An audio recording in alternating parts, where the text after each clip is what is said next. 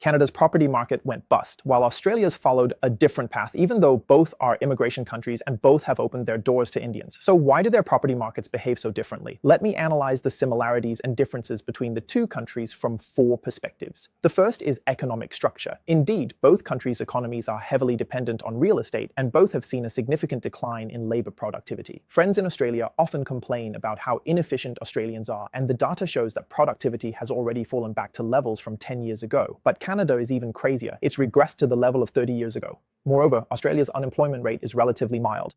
Australia's unemployment rate is around 4%, while Canada's approaches 7%. 70% of Canada's exports go to the United States, but the US itself imports less now. In contrast, Australia exports diverse goods, including iron ore and agricultural products, showing a significant economic difference. The second point is interest rate mechanisms. About 70% of Australian loans are variable. When rates rose sharply from 2022 to 2023, higher rate pressure hit home buyers within 3 months, causing a brief housing price correction. Short-term pain is better than long-term. However, over 40% of Canadian loans are 5-year fixed rates.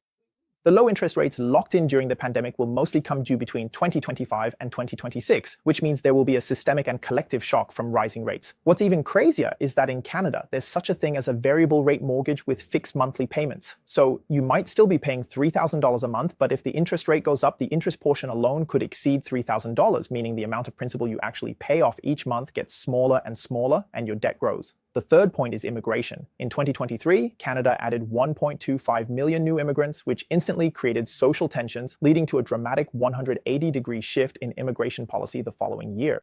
For the real estate market, which is already illiquid, this is a devastating blow. It will severely undermine investor confidence. In contrast, Australia has been extremely cautious about embracing immigration, with virtually no plans for large-scale immigration, so the housing market there has long been in a state of undersupply. Also, the quality of immigrants to Canada from an economic perspective is generally lower. Frankly, it's questionable whether they can really contribute. Meanwhile, Canada's own top talent is constantly being poached by the United States. Australia, on the other hand, is the opposite. It can attract talent from its parent country, the UK, from neighboring New Zealand, from Southeast Asia, and from China.